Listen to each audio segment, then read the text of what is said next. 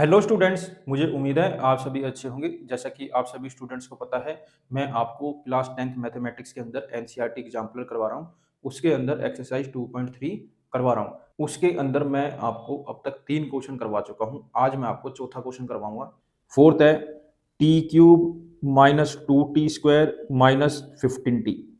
तो मैंने क्वेश्चन को अच्छे से रीड करा। रीड करने के बाद मुझे पता चला कि ये क्वेश्चन तो क्यूबिक पोलिनोमियल का है और क्यूबिक पोलिनोमियल आपके कोर्स में नहीं है। क्वेश्चन देखिए क्या है, टी की cube minus 2t² minus 15t। तो क्या है बेटा, ये क्यूबिक पोलिनोमियल का क्वेश्चन है और क्यूबिक पोलिनोमियल आपके कोर्स में नहीं है। फिफ्थ है 2x² प्लस 7/2x प्लस 3/4। अभी अभी मैंने क्वेश्चन नंबर 5 पढ़ा। क्वेश्चन नंबर 5 के अंदर भी हमें एक क्वाड्रेटिक पोलिनोमियल दी गई है। हमें जो क्वाड्रेटिक पोलिनोमियल दी गई है वो फ्रैक्शन वाली दी गई है। तो सबसे पहले तो हम उसको सिंपल क्वाड्रेटिक पोलिनोमियल में कन्वर्ट करेंगे। उसके बाद उसकी स्प्लिटिंग द मिडल टर्म करेंगे। फिर हम उसके जीरोस निकालेंगे। उसके बाद हम उसकी वेरिफिकेशन करेंगे। तो बिल्कुल सेम क्वेश्चन है, वैसे तो प्रोसेस जो है हमारा बिल्कुल सेम है, लेकिन इसके अंदर थोड़ा सा काम हमारा क्या बढ़ गया, हमें फ्रैक्शन को सोल्व करना पड़ेगा एलसीएम की हेल्प से। लेकिन जो सबसे पहला काम होता है हम वो करेंगे, हमें कोई भी क्वाड्रेटिक पोलिनोमियल दी जाएगी उसको हम लेट करेंगे। तो यहाँ पर मैंने वही काम करा। Let P x is equal to 2x² plus 7/2x plus 3/4। तो इसको सोल्व करते हैं बेटा। तो यहाँ पर बेटा ये लिखा है 2x², इसके नीचे कुछ नहीं है तो 1 लगा सकता हूँ। इसको लिख सकता हूँ 7x अपॉन में 2 प्लस इसको लिख सकता हूँ 3/4। बेटा अब मुझे क्या करना है, 1, 2 और 4 का एलसीएम लेना है। क्या लेना है, 1, 2 और 4 का एलसीएम। हालांकि मुझे पता है इसका एलसीएम क्या आएगा, 4 आएगा, लेकिन फिर भी मैं निकाल के दिखा देता हूँ। 2 2 जा 4। तो 1, 2 और 4 का एलसीएम लिया तो बेटा हमारा एलसीएम आया 4। अब देखो 1 के टेबल में 4 कब आता है, 4 पे। 4 2 जा 8, ठीक है। 2 के टेबल में 4 कब आता है, 2 पे। तो 2 7 जा 14 प्लस 4 के टेबल में 4 कब आता है, 1 पे। 1 3 जा 3, ठीक है। अब हम क्या करेंगे, इस 4 को बाहर निकाल देंगे ऐसे। अंदर रह जाएगा 8x² प्लस 14x प्लस में 3। ये इजिकल टू है, ये इजिकल टू है। अब बेटा जो ये लिखा है ना 8x² प्लस 14x प्लस 3, अब हमें इसकी करनी है स्प्लिटिंग दी मिडल टर्म। और स्प्लिटिंग द मिडल टर्म में हम क्या करते हैं, कोफिशिएंट ऑफ एक्स स्क्वायर को मल्टीप्लाई करते हैं कांस्टेंट टर्म के साथ। तो कर लेते हैं, कोफिशिएंट ऑफ एक्स स्क्वायर क्या है, 8 मल्टीप्लाई कांस्टेंट टर्म क्या है, 3। 8 3 जा 24, 24 के क्या करेंगे, प्राइम फैक्टर।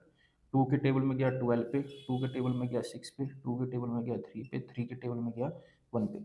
तो हमारे बेटा इसमें प्राइम फैक्टर क्या है, 2 2 2 3 1।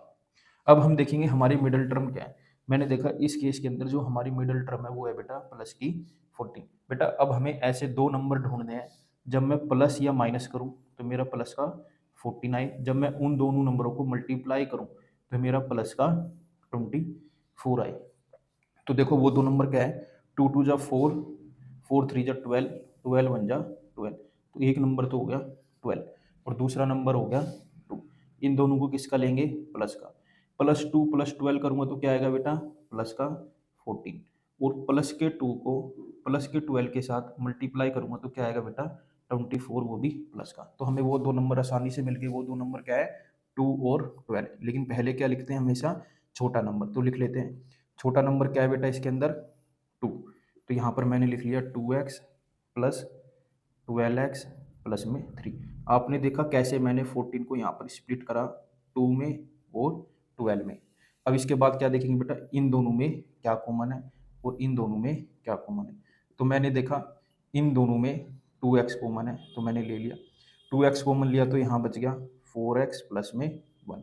अब मैंने देखा इन दोनों में क्या कॉमन है, मैंने देखा इन दोनों में 3 कॉमन है तो ये आ गया 4x प्लस 1।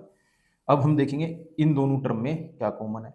तो मैंने बड़ी ध्यान से देखा, देखने के बाद मुझे पता चला इन दोनों टर्म में 4x प्लस 1 कॉमन है तो मैंने कॉमन ले लिया। जब इस टर्म में से 4x प्लस 1 कॉमन ले लूँगा तो क्या बच जाएगा, 2x।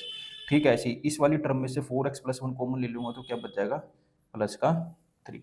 मुझे उम्मीद है मैंने ये कैसे किया आपको ज़रूर समझ आया होगा। अब यहाँ पर हम एक लाइन लिखेंगे।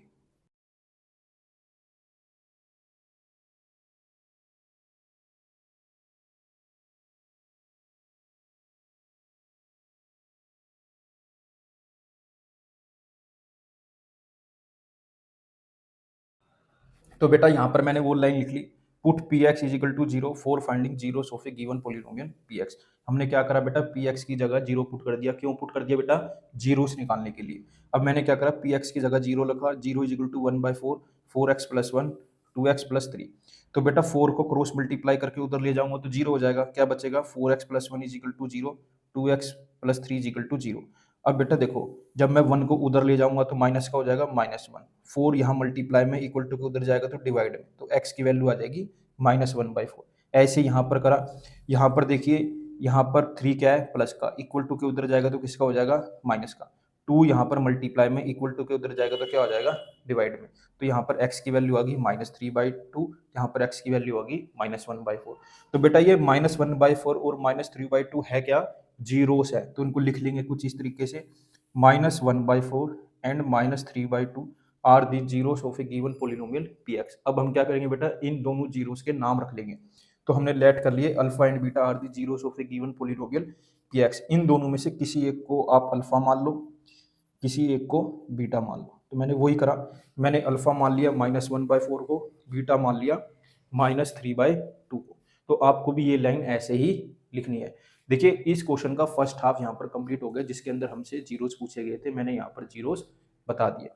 अब बेटा हम करेंगे वेरिफिकेशन। क्या करेंगे बेटा, वेरिफिकेशन। वेरिफिकेशन के अंदर हम क्या करते हैं, सम ऑफ जीरोस और प्रोडक्ट ऑफ जीरोस को वेरीफाई करते हैं। सम ऑफ जीरोस का फॉर्मूला होता है माइनस बी अपॉन में ए। तो सम ऑफ जीरोस के अंदर एल एच एस है, अल्फा प्लस बीटा।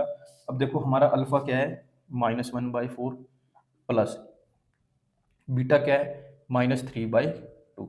तो कर लेते हैं minus one by four plus minus minus minus three by to. Four और टू का एलसीएम लेंगे तो क्या आएगा, फोर। फोर के टेबल में फोर कब आता है, वन पे, वन को वन से मल्टीप्लाई करूंगा ये आएगा। टू के टेबल में फोर कब आता है, टू पे, टू को थ्री से मल्टीप्लाई करूंगा तो आएगा सिक्स। तो माइनस वन माइनस सिक्स करूंगा आएगा तो माइनस सेवन अपॉन में फोर। ठीक है, ऐसे ही बेटा हमें आर एच एस निकालना है। आर एच एस में क्या करना है बेटा, माइनस बी अपॉन में ए। माइनस तो फॉर्मूले में ही है, तो बी का मतलब क्या है, कोफिशिएंट ऑफ एक्स। तो बेटा कोफिशिएंट ऑफ एक्स देखो क्या है, सेवन बाई टू, तो लिख लो seven by two whole upon में ए देखो क्या है बेटा, टू। तो यहाँ पर हमने टू लिख दिया। अब इसके नीचे कुछ नहीं है तो अपॉन में वन। अब इसका रेसिप्रोकल कर देंगे, seven by two is equal to one by two. इसको सोल्व करेंगे क्या आएगा, माइनस सेवन बाई फोर। तो हमने देखा हमारा एल एच एस आया माइनस सेवन बाई फोर और हमारा आर एच एस आया माइनस सेवन बाई फोर। तो यहाँ पर तो L H S is equal to R H S हो गया, मतलब सम ऑफ जीरोस तो हमारे वेरीफाई हो गए। अब हम प्रोडक्ट ऑफ जीरोस को वेरीफाई करते हैं, जो कि होते हैं alpha into beta is equal to c upon में ए। तो अब यहाँ पर हम देखेंगे अल्फा क्या है बेटा हमारा, माइनस वन बाई फोर, ठीक है। बीटा क्या है बेटा, माइनस थ्री बाई टू। तो माइनस माइनस क्या हो गया बेटा, प्लस, वन थ्री जा थ्री, फोर टू जा एट। तो बेटा एल एच एस आ गया थ्री बाई एट। अब बेटा आर एच एस को सोल्व करेंगे, उसमें क्या करना है, सी अपॉन में ए। सी का मतलब क्या है, कॉन्स्टेंट टर्म। कॉन्स्टेंट टर्म कितनी है बेटा, यहाँ पर थ्री बाई फोर हमने पुट कर ली अपॉन में कोफिशिएंट ऑफ एक्स स्क्वायर देखो क्या है, टू, वो क्या है ए। इसके नीचे कुछ नहीं है तो वन। अब इसका भी मैं रेसिप्रोकल करूंगा, three by four into one by two. इसको सोल्व करूंगा तो क्या आएगा, थ्री बाई एट। तो हमने देखा जब मैंने एल एच एस को सोल्व करा तो मेरा आया थ्री बाई एट, जब मैंने आर एच एस को सोल्व करा तो मेरा आया थ्री बाई एट। तो यहाँ पर भी एल एच एस बराबर हो गया आर एच एस के। तो यहाँ पर भी हमारी वेरिफिकेशन होगी। मुझे उम्मीद है मैंने ये क्वेश्चन कैसे किया आपको ज़रूर समझ आया होगा। मेरे साथ ऐसे ही जुड़े रहिए, मैं आगे भी आपके लिए ऐसे ही अच्छी अच्छी वीडियो बनाता रहूँगा। Thank you for watching. एक बार स्क्रीनशॉट ले लो बेटा इसका।